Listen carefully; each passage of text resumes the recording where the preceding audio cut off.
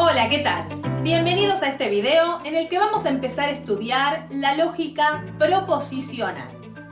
Justamente, lo primero que tenemos que ver es ¿a qué se llama proposición lógica? Según la definición, es todo enunciado susceptible de ser verdadero o falso. ¿Qué quiere decir esto? Significa que tenga sentido, que tenga un valor de verdad. Si nosotros, por ejemplo, decimos 4 es un número impar, este enunciado, esta oración, tiene valor de verdad, justamente es falsa. Bueno, eso se denota poniendo B de P es igual a falso. Como habrán notado, las proposiciones se denotan con una letra minúscula. En este caso le pusimos P, puede ser cualquiera. Ahora les muestro otro ejemplo. Llamemos Q a París es la capital de Francia. Esta también es otra proposición lógica. Y en este caso su valor de verdad es verdadero. Lo denotamos poniendo V de Q igual a verdadero. Te propongo que pienses si los siguientes enunciados son proposiciones lógicas. Tenés estos. Tómate un minutito, pausa el video y luego volvés para verificar si lo hiciste bien. ¿Listo? Bueno, vamos a corregir. La primera, ¿es proposición lógica? ¿El cielo es verde? Sí, es proposición lógica. De hecho, su valor de verdad es falso. Pero, ¿qué pasa con la segunda? Es una interrogación. ¿Qué hora es? Al ser una pregunta, no tiene valor de verdad. Esta no es proposición lógica. En el caso de la tercera, está escrita en forma simbólica. Yo podría haber escrito en palabras, la suma de 2 más 3 es igual a 5, pero lo puse en forma simbólica. Puse 2 más 3 igual 5. ¿Es algo que tiene sentido hablar del valor de verdad? Sí, de hecho es verdadera, ¿no? Entonces es también una proposición lógica. En cambio, la cuarta, que es un saludo, hola, una exclamación. Eso no tiene valor de verdad, no es proposición. Cuidado ahora con la número 5. X es un número entero. Acá X es una incógnita. No sabemos qué valor tiene, no está indicado. No sabemos si X vale 8, si X vale 5, si X vale 2/3. Entonces, no está especificado el valor de la X. Si bien este tipo de oraciones tienen el aspecto de las proposiciones lógicas, pero están incluyendo variables, veremos más adelante que se llaman funciones proposicionales o predicados, pero no son proposiciones lógicas. Y la última, esta materia es muy útil. ¿Será una proposición lógica? Bueno, acá es un poco debatible. Algunos piensan que ser útil una materia es un poco subjetivo, entonces no tendría valor de verdad, como si yo dijera esta flor es muy bonita. Para algunos puede ser que sí, que no, ¿sí? Pero si uno define utilidad de la materia como que les va a servir para una materia posterior o para el futuro, bueno, ahí sí, podría ser que sea cierto o que no. ¿Qué opinas? ¿Te parece que va a ser útil para vos? Hasta ahora los ejemplos que dimos eran todos proposiciones simples, porque indicaban una única idea. Pero podemos unir dos proposiciones simples para formar una nueva proposición que se va a llamar compuesta. ¿Cómo se hace? A través de las operaciones lógicas. Por ejemplo, las proposiciones que teníamos antes, P, el 4 es un número impar, y Q, París es la capital de Francia, una de las formas, porque va a haber varias, de unirlas es a través de una I. ¿Qué te parece? Esta nueva proposición, ¿qué valor de verdad tendrá? Porque una de las partes era falsa, la otra era verdadera. ¿Cómo será P y Q? Que ya veremos que se va a representar con este símbolo. En este caso es falsa. Al unir dos proposiciones con una I, sea verdadera, deberían ser las dos verdaderas. Esto lo vamos a ir viendo ahora, una por una, las distintas operaciones lógicas. Vamos a ir armando para la primera de las operaciones lógicas, que justamente es la que estábamos comentando, la conjunción.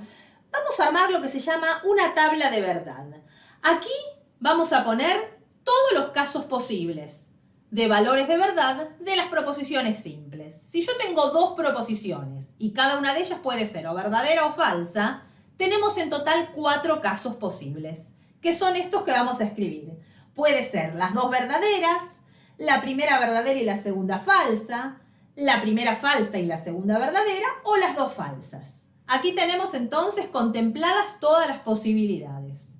Veamos ahora cómo sería el valor de verdad de la conjunción, de la proposición compuesta P y Q. Si las dos son verdaderas, va a ser verdadera. Pero en los demás casos, cuando hay al menos una falsa, ya va a ser falsa la conjunción. Aquí tenemos entonces la tabla completa. Si bien el nexo para unir las proposiciones a través de una conjunción más común es la y, también hay otras maneras de indicar proposiciones que son conjunción. Por ejemplo, te muestro estos casos. Estamos en invierno, pero hace calor. En este caso, la palabrita pero está actuando como un nexo conjuntivo, porque nos está queriendo decir que ocurren las dos cosas, que estamos en invierno y que también hace calor. Esta tarde debo estudiar. Además, no me gusta jugar al fútbol.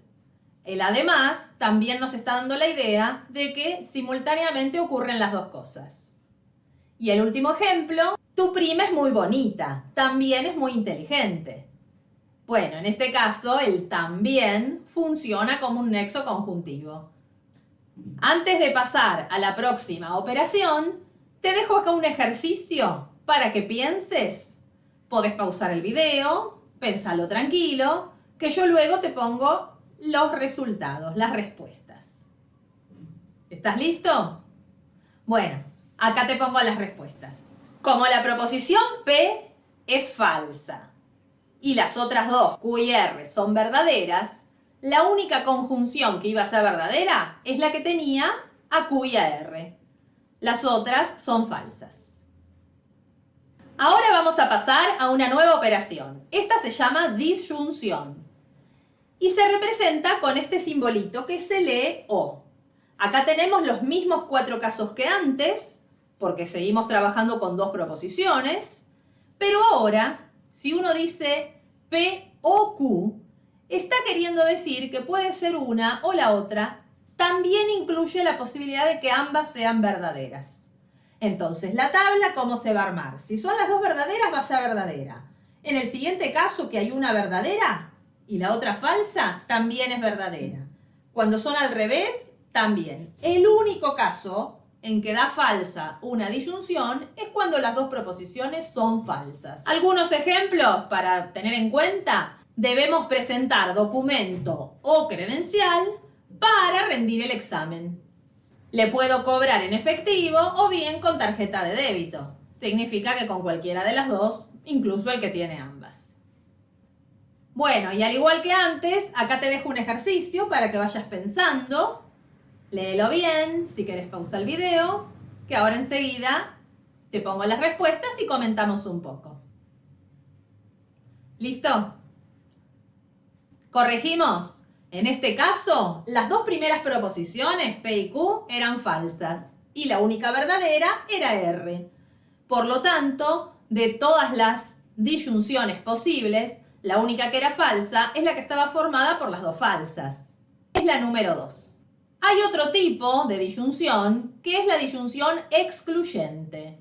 Es cuando uno quiere indicar que es una cosa o la otra, pero no las dos a la vez. Hacemos la tabla de verdad, los casos son los mismos de siempre. Ahora el simbolito es el mismo que la O, pero con una rayita abajo. Y entonces, ¿qué es lo que va a cambiar? El renglón que eran las dos verdaderas, ahora es falsa. Los demás coinciden con la disyunción. ¿Vemos algunos ejemplos? Si yo les digo, pueden recuperar el primer parcial o el segundo, pero no ambos, uno solo. Ahí tenemos una disyunción excluyente. O otro caso sería, nos iremos a la playa o bien a las sierras, a uno de los dos lugares. Ahí también estamos ante una disyunción excluyente. Bueno, aquí vamos a ver una operación lógica que se llama condicional. Y lo leemos si P, entonces Q. La tabla de verdad, acá tenemos los 4 casos como siempre, y los valores de verdad son así. Si las dos son verdaderas es verdadera, si la primera es verdadera y la segunda falsa es falsa, y en los dos casos que se arranca de falso, también el resultado es verdadero. ¿Por qué es así? Veamos este ejemplo. Acá tenemos, Alicia le dice a Juan, si apruebas el examen, te regalo una tablet. Juan ahí ya se pone contento, ¿no? En este caso, vamos a llamar P a la proposición Juan aprueba el examen. Y Q, Alicia le regala la tablet. Tenemos entonces acá los 4 casos que se pueden dar. A ver, fíjense. Los dos verdaderos, ¿qué significa? Que Juan aprueba y que Alicia le da la tablet. En ese caso, ¿qué podemos decir de lo que le prometió Alicia? ¿Se cumplió esa promesa? Sí, se cumplió. Entonces el resultado es verdadero. ¿Qué pasa en el segundo renglón? Juan aprueba, pero Alicia no le regala la tablet. Ahí entonces tenemos toda la razón para decir que no cumplió con lo prometido. Ahí da falso. En cambio, miren los últimos 2 renglones. ¿Qué significa que arranca de falso? Que Juan no aprobó el examen. En un caso, Alicia le regala la tablet, en el otro no. ¿Podemos ahí decir qué pasa con la promesa que hizo Alicia? Ella dijo lo que iba a hacer si él aprobaba el examen. No dijo qué iba a hacer si no aprobaba. En un caso se la regaló porque por ahí ya la había comprado. ¿Qué iba a hacer? No le interesaba a ella. Y en otro caso no le dio. En estos casos, el condicional es como que no hubo forma de comprobar si se cumplió o no. Entonces, es como cuando acusan a alguien, ¿no?, en un tribunal, hasta que no tengan pruebas, ¿cómo se lo declara? Inocente. Entonces aquí pasa lo mismo. El condicional todavía está intacto. La única manera de indicar que un condicional no es cierto es lo que acá figura como segundo caso. Cuando la primera parte, que ya veremos que se llama antecedente, es verdadera, y la segunda, que se llama consecuente, es falsa. Ese es el único caso. Si bien la manera más común de indicar un condicional es decir si tal cosa, entonces tal otra, hay otras maneras que también son equivalentes. Veamos algunos ejemplos que acá les preparé. En el primer caso está dado como la forma más común. Dice, si una matriz es ortogonal, entonces es inversible. Pero miremos el segundo ejemplo. El cuadrado de todo número par es par. ¿Cómo sabemos que esto es un condicional y no es otro tipo de operación? Porque esto, si bien está escrito de esta manera, es equivalente a decir que si un número es par, entonces su cuadrado también lo es. ¿De acuerdo? Era un condicional que estaba como escondido, ¿no? Y la tercera, es necesario ser mayor de edad para entrar al casino. Aquí también tenemos un condicional. ¿Cuál sería?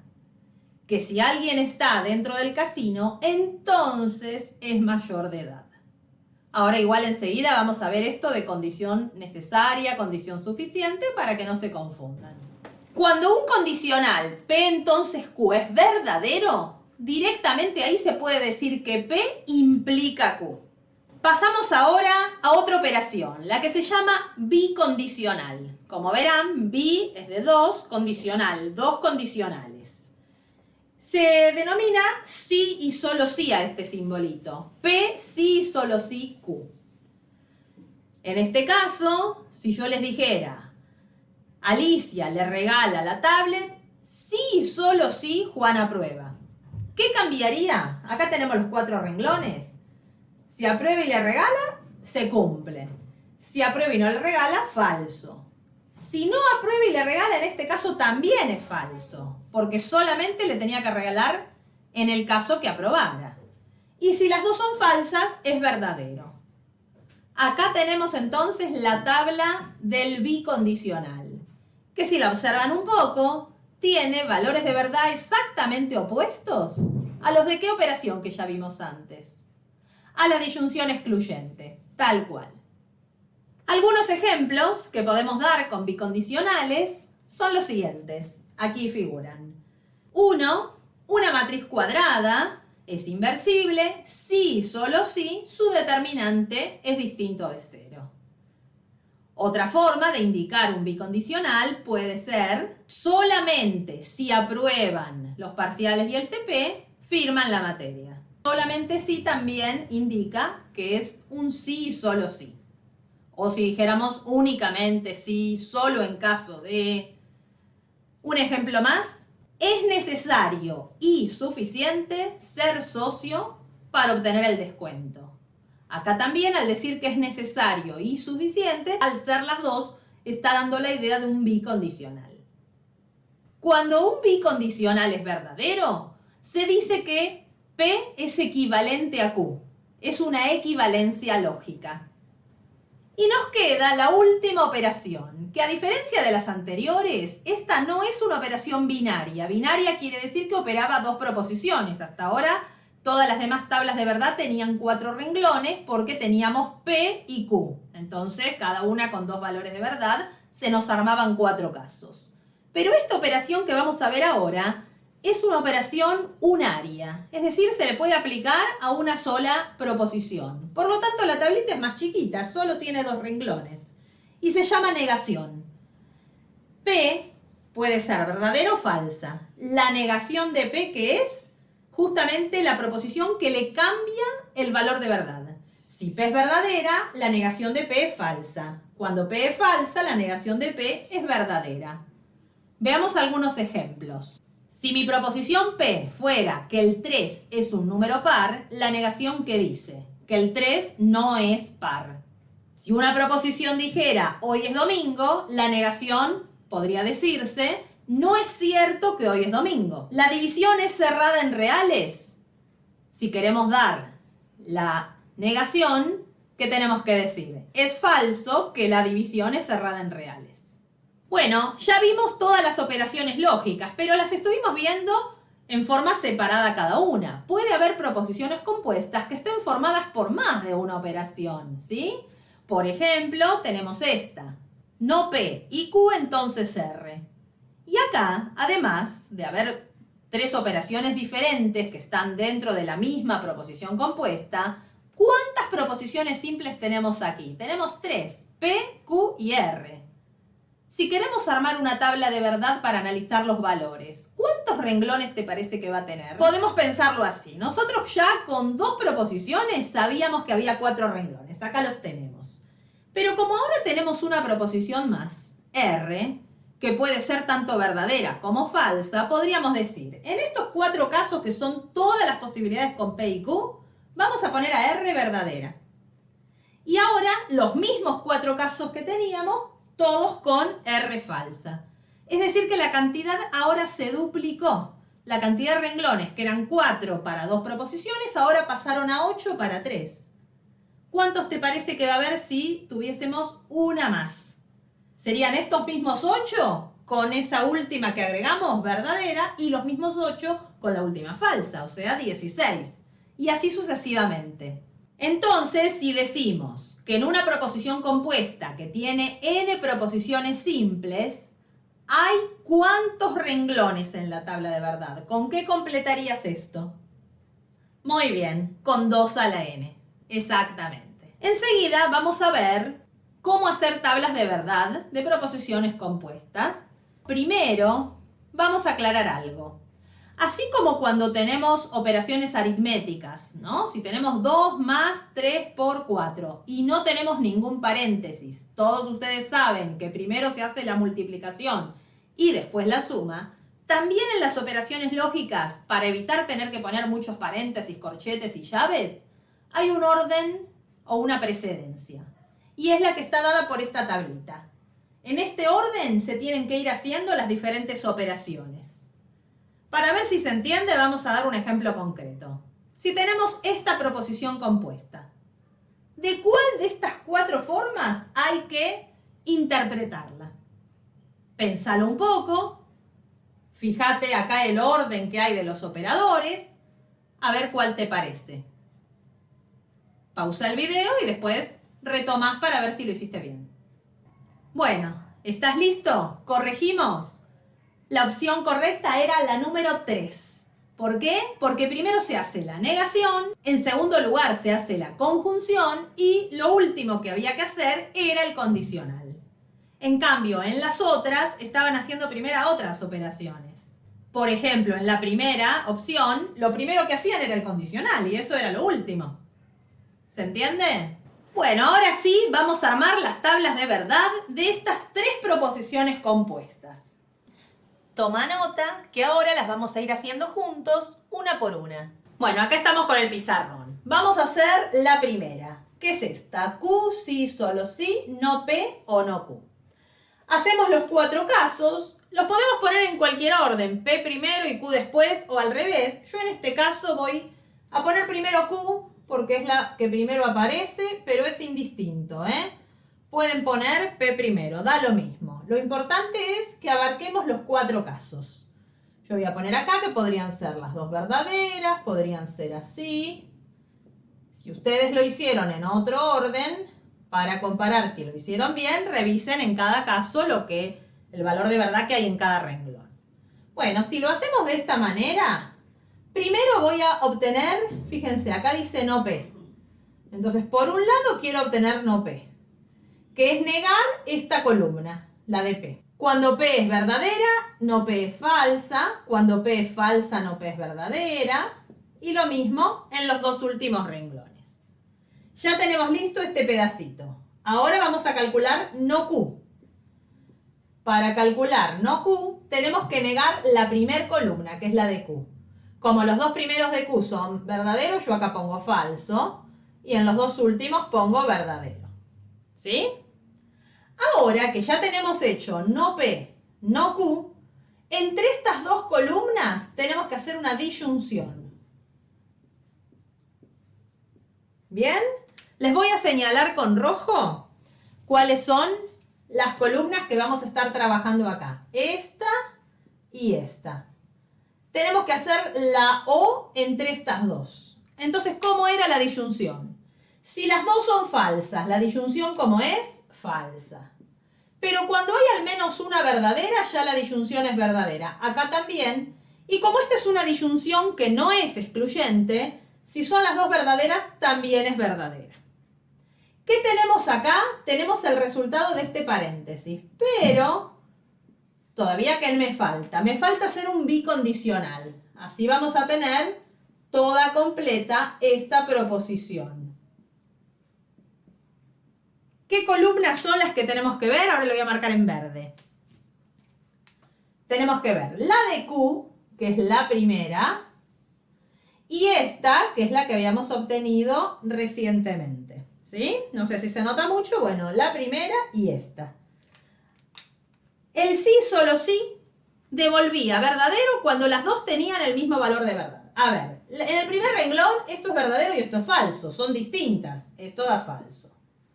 En el segundo renglón son las 2 verdaderas, da verdadero. En el tercero tienen distinto valor, da falso. Y en el cuarto también tienen distinto valor. Este es el resultado. ¿Qué significa esto? Que si nosotros no conocemos qué es Q y qué es P, o no conocemos sus valores de verdad, no podemos saber cuál es el valor que tiene todo esto. Si bien en la mayoría de los casos da falso, sería lo más probable, pero no tenemos la certeza. Porque podría ser que justo Q sea una proposición verdadera y P una falsa, y en ese caso el resultado de todo esto es verdadero. En cualquier otro caso sí va a dar falso, pero nosotros no podemos asegurarlo. Bueno, borro esta y hacemos la otra. Aquí está la segunda. P entonces P o Q. Que por la precedencia de las operaciones sabemos que primero hay que hacer la O, ¿no? Tenemos que resolver esto primero y cuando esto esté listo, recién ahí hacer el condicional. Bueno, ponemos los 4 casos. Da lo mismo, como les dije antes, cuál ponemos primero y cuál después. Yo voy a poner P y Q en este caso, en este orden. Y los 4 casos son las 2 verdaderas, verdadera falsa, falsa verdadera y las 2 falsas. Como dijimos, lo primero que hay que resolver es esto. P o Q. ¿Cómo era la disyunción? Hace un ratito hicimos en la otra, ¿no? Si las dos son verdaderas, da verdadera. Cuando hay una verdadera y una falsa también. Y el único caso que da falso es cuando las dos son falsas. Ahora que tenemos listo esto, ya vamos a armar, no eran muchos pasos en este caso, esta otra. ¿Qué tenemos que fijarnos aquí? ¿Qué columna? La de P, que es la primera, y la de P o Q, que es esta. Y tenemos que hacer un condicional. El condicional, si arranca de verdadero y termina en verdadero, es verdadero. En el segundo caso pasa lo mismo. En estos dos que arrancaba de falso, ¿qué pasaba? ¿Se acuerdan el ejemplo de Alicia y Juan? Cuando no se cumple la condición sobre la que se estableció la promesa, el condicional, no hay elementos para decir que no se cumple. Entonces era verdadero. Miren lo que ocurrió acá, ¿eh? Después vamos a decir cómo se llama. Acá vieron todas verdaderas. Bueno, borramos esta para pasar a la otra, ¿eh? La borramos. Bueno, la tercera, aquí está, P y no P. La tablita es mucho más chiquita, porque acá tenemos una única proposición. Entonces la tabla va a tener solo dos renglones. ¿Cómo puede ser P, verdadera o falsa? Y no P, que vamos a ir calculando, cambia el valor de verdad. Acá va a ser falso y acá verdadero. Y ahora que tenemos estas dos, vamos a hacer la conjunción. Verdadero y falso, ¿qué nos devuelve? Falso. Falso y verdadero también. Acá vemos que todos los resultados, que si bien eran dos nada más, dieron falsos. ¿Sí? Si lo pensamos con un poco de sentido común, también puede ocurrir una cosa y al mismo tiempo lo opuesto. Es imposible. Bueno, esto justamente nos está indicando eso. No importa lo que sea P, si yo digo P y su negación, es algo falso. Ahora, con las tablas de verdad que hicimos, que acá las pongo más prolijas, vamos a observar algo. Fíjate bien. En la primera, ¿cómo son los valores de verdad? Algunos son verdaderos, otros falsos, ¿no? No importa la cantidad, pero no dieron todos iguales. En cambio, en la segunda tabla, ¿qué pasó? Todos dieron verdadero. Y en la última, todos dieron falso. Bueno, vamos a ver cómo se denominan en cada uno de estos casos las proposiciones compuestas. Una proposición compuesta que es siempre verdadera, independientemente de los valores de verdad de las proposiciones simples que la forman, se denomina tautología. ¿Cuál era tautología de las que nosotros hicimos? La segunda. Una proposición compuesta que siempre es falsa, independientemente de los valores de verdad de las proposiciones simples que la forman, se denomina contradicción. En nuestro caso teníamos la contradicción, era la de la tablita más pequeñita, ¿sí? Y una proposición compuesta que en algunos casos es verdadera y en otros falsa, dependiendo, ahora sí, dependiendo de los valores de verdad que tienen las proposiciones simples que la forman, se denomina contingencia, que era el primer ejemplo que nosotros hicimos. Acá te dejo unos ejercicios propuestos para que vayas practicando todo lo que estuvimos viendo en este video. Si tenés alguna duda y querés consultar la resolución de los ejercicios, acá te dejo el link. Y si no, podés pasar directamente al próximo video teórico.